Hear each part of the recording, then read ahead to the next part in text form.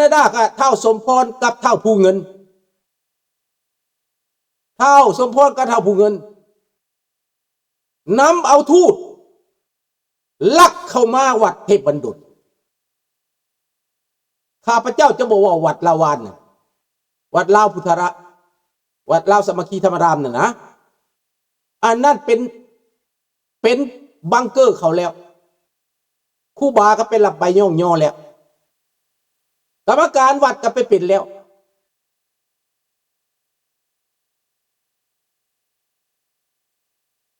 มาบาทนี้เท่าผู้เงินกับเท่าสมพรลักเอาทูตเข้ามาวัดเทพบัณฑิตอันนี้เท่าสมพรเป็นคนทรยศหมู่เท่าผู้เงินกับทรยศหมู่ข้าพเจ้าสิบอกคนพวกนี้น่าไว้หลังหลอกบ่น่าไว้ใจบ่น่าคบค้าสมาคมเลยซัวเลวที่สุดประเภทนี้นะญาทานกับบ่มีทางเลือกเจ้าพาเข้ามาเพิ่นเป็นญาทานเพิ่นเป็นวัดบ่บอกกรรมการเขาบ่ครอบกรรมการเขาที่จะเอามาบ่ถามเขากรรมการเขาก็บ่ได้เห็นดีนำเจ้าท้าวสมพรสมรแก้วเจ้าซัวที่สุดเลวที่สุดการกระทำการประพฤติเจ้าท้าวผู้เงินคือกันท้าวผู้เงินศรีอโนไทยนะ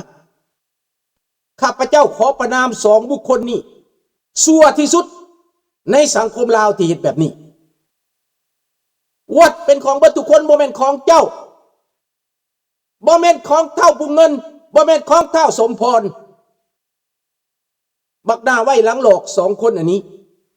หักหลังสังคมบ่ซื่อสัตย์ต่อสังคมทรยศต่อสังคมบ่มีศีลบ่มีธรรมเห็นแก่ตัวเองเห็นแก่อำนาจ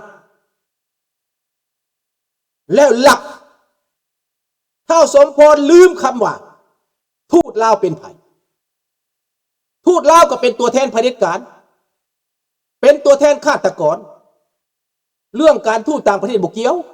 แคนาดาเขาสิพัวพันกับลาวอันนั้นเป็นดิปโลมาซีเขาแต่สำหรับเรื่องวัดพวกคนที่เป็นวิกติมสร้างวัดเท่านาไว้หลังหลอกสองคนอันนี้ข้าพเจ้าขอประนามวัดเท่าสมพรกับเท่าผู้เงินกระทำการประพฤติพฤติกรรมซัวซ้ำอันนี้พฤติกรรมเลวซ้ำอันนี้ข้าพเจ้าขอประนามเท่าสมพรกับเท่าผู้เงินสองคนอันนี้คนอื่นกอมพลิสข้าพเจ้าสิบทันเว้าข้าพเจ้าสิบทันเว้าข้าพเจ้าจะเว้าสองคนอันนี้ที่มันออกเอกออกโทออกหน้าออกตาลักเอาทูตเข้ามาทางหลังบ่แจ้งคณะกรรมการบ่แจ้งประธานอันนี้เป็นพฤติกรรมชั่วที่สุดข้าพเจ้าได้ถามประธานเขาแล้วได้ถามกรรมการเขาแล้วเขาหลักเอามานี่เห็นแล้วบอกพี่น้องคิดว่ามันถูกบอกสบายดีทางนี้มันบ่ถูกการกระทำอันนี้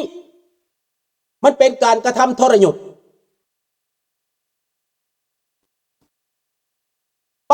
พฤติกรรมอันนี้เป็นพฤติกรรมที่ชั่วเป็นพฤติกรรมที่เลวทรามเรื่องใหญ่ขนาดนี้จำเพาะมันจังเหตุความชั่วได้จำเพาะมันจังทรยศหมู่ได้จำเพาะมันจังเอาทรัพย์สินของส่วนรวมได้จำเพาะมันจะตัดเอาไม้ในวัดไปได้นี่มันวางแผนเบิดมันเห็นแก่ตัวเบิดความเห็นแก่ตัวของมันนั้นมันดูถูกมันเหยียดหยามเกียรติของคนลาวอพยพมันคิดว่ามันมีอำนาจมันถูกแต่งตั้งจากลาวแดงมันเป็นคอมมิวนิสต์มันเป็นสปายมันเป็นเอสปิองมันเป็นอังนาจังดูบลเอ็งซิโตเยงแคนาเดียนde la province du Québec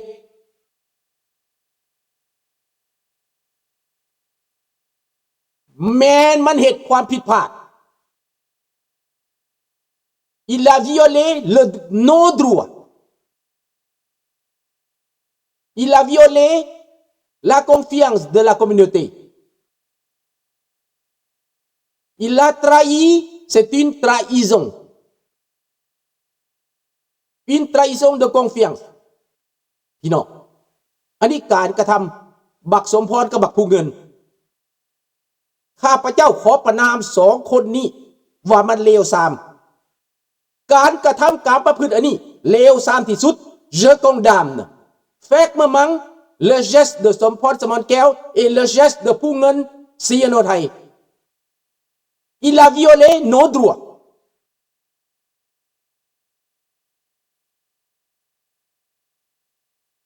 L'ambassadeur du Laos est un ennemi des réfugiés, des exilés du Laos au Canada. Des Laotiens du Laos au Canada. Il a violé. Il n'a pas le droit.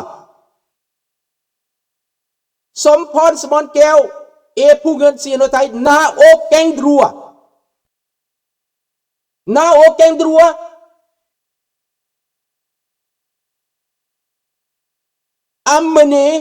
d'amener les ambassadeurs du Laos. C'est un régime dictateur. Ce sont des manipulateurs. Ceux qui ont exécuté nos parents, nos familles, nos amis, nos compatriotes.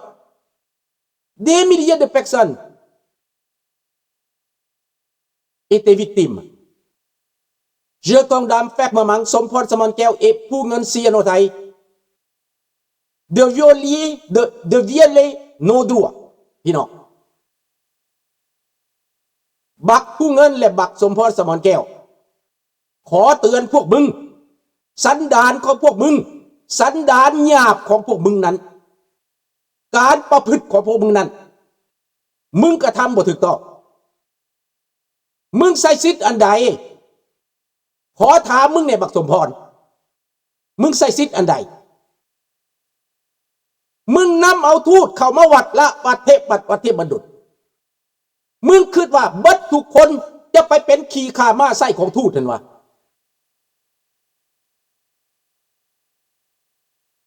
นี่มึงฟังเอาไว้ทูตนั้นเป็นตัวแทนเผด็จการเขาเข็นขา5 วีคนลาวจะได้แตกเป็นอพยพมาไอ้ซาดสัวไอ้ซาดหมารู้จักเลยบอกการกระทำการประพฤติของมึงไผอนุญาตมึงละเมิดสิทธิ์คนอื่นมึงละเมิดสิทธิ์การปกครองของวัดเขามีประธานเขามีกรรมการเขามีพระสงฆ์องค์ข้าเจ้ามึงมีหนังสือตัวใดแม่นไผอนุญาตมึงให้มาเยี่ยมยามวัดถามทูตเนี่ยถามรัฐบาลแคนาดาเนี่ยเขามีหนังสือแจ้งให้มายามบ่มึงมีหนังสือจากรัฐบาลบ่ขนาดรัฐบาลเขายังบอกอนุญาตบ่สามารถให้เจ้ามาได้ไหนกฎหมายแคนาดามึงจำเอาไว้บักสมพรพวกมึงกระทำสัวแล้วการกระทำการประพฤติของพวกมึงนั้นลักเอาทูตเข้ามาหลอยเข้ามาบ่ได้แจ้งกรรมการบ่ได้แจ้งประชาชน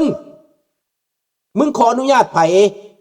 มึงใส่สิทธิพิเศษตัวใดสมพรเดี๋ยวข้าพเจ้าสิสอบสวนว่ามันมาตั้งห้านแต่ละปีในวัดนั้นมันได้จ่ายขาดเต้นบ่ถ้ามันบ่ได้จ่ายข้าพเจ้าจะเอาเรื่องปีนี้นะมึงฟังไว้บักพวกเงินและบักสมพรมึงได้จ่ายค่าเต้นบ่เต้นของมึงเป็นเต้นใหญ่ที่มาขอทานอยู่ในนั้นมึงมาขอทานโมเมนต์มึงมาขายเครื่องได้มึงมาขอเงินได้Il vient de collecter l'argent il demande des dons อยู่ในวัดที่เพิ่นขอดงอยู่แล้วมันมาแหบเอาเงินวัดคนสิมาทานวัดต้องได้แบ่งไปให้มันแน่มันก็ถือบาทมาหลัดสถานที่นี่บ่แม่นของมันแต่มันเอาบาทของมันตั้งไว้เหมือนนางบาทแหละมันขอทาน นี่การกระทำของมันข้าพเจ้าสิถามว่ามันได้จ่ายเต้นคันมันบ่ได้จ่ายมันมีเรื่องผู้อื่นจ่ายเบิดเขาสิขายหน่อยขายใหญ่เขาจ่ายเบิดถ้ามันบ่ได้จ่ายน่ะมีเรื่องโลดพี่น้องข้าพเจ้าสิถามกรรมการปีนี้ได้เก็บเงินนำพวกนี้บ่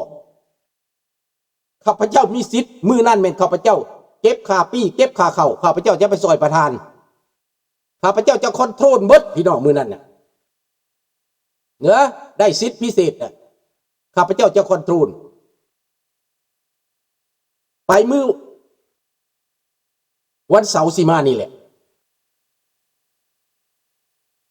แม่นข้าพเจ้าจะเก็บเงินจากห้านมันพี่น้องถามว่าบักสมพรจ่ายหรือบ่จ่าย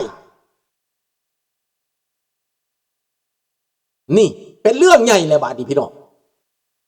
มันเป็นเรื่องใหญ่และถ้ามันบ่จ่ายมันจะได้ฮื้อห้านมันออกไป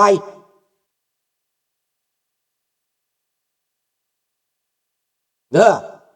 ไผจะใส่สิทธิพิเศษนี่บ่ได้เด็ดขาด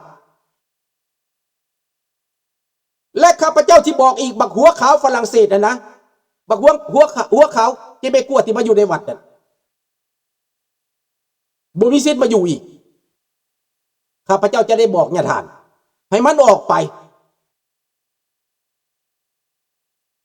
ถ้ามันอยู่บ่ดีปฏิบัติบ่ดีออกไป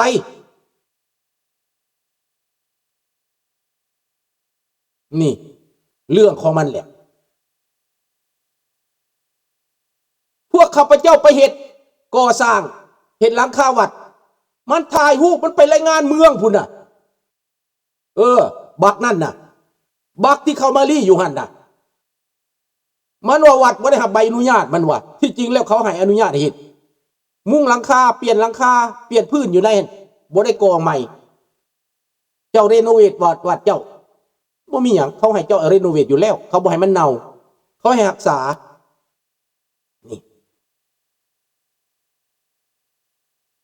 นี่ละพี่น้องมันซอกหาวิธีให้วัดมีปัญหาพี่น้องแล้วมันเอาทูตมาน่ะนะ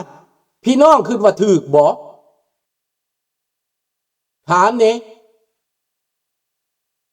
เป็นผู้ใดว่ามันเฮ็ดถูกทูตมันเป็นเรื่องใหญ่เลยพี่น้องทูตนั่นคือตัวแทนเป็นศัตรูของประชาชนเมื่อใดรัฐบาลลาวเป็นมิตรกับพวกเฮานี่นะลาวนอกนี่นะการเข็นขาฮาวีกระทำมา50 ปีมันขอโทษเจ้าแล้วบอกมันยอมเป็นทางการแล้วบอกมันสดใสเจ้าแล้วบอกมันสดใสเจ้าแล้วบอก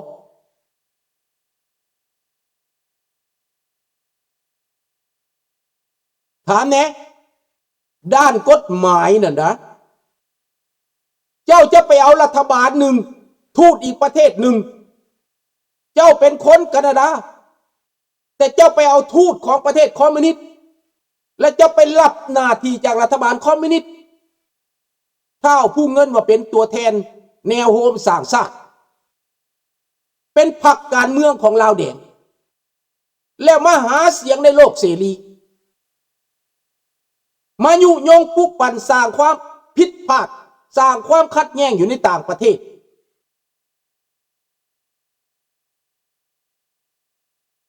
l'intention de nous détruire notre communauté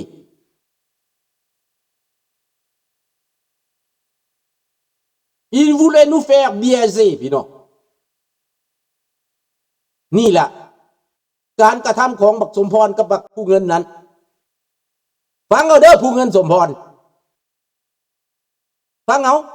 มึงบ่ดีใจมึงออกข่าวต่อต้านโลดตอบโต้แล้วเด้อมึงบ่ดีใจเด้อการกระทำของมึงนั้นเลวทรามที่สุดข้าพเจ้าถามกรรมการถามประธานบ่มีไผได้หูจักเรื่องใหญ่ขนาดนี้มึงบ่ได้อนุญาตกรรมการเขาก่อนมึงสึงมามึงมาหยังมึงมีเจตนาหยังมึงสิมายามไผมึงมีสิทธิ์บ่เห็นบ่มันคิดว่าเฮาหลับตามันคิดว่าเฮานอนหลับ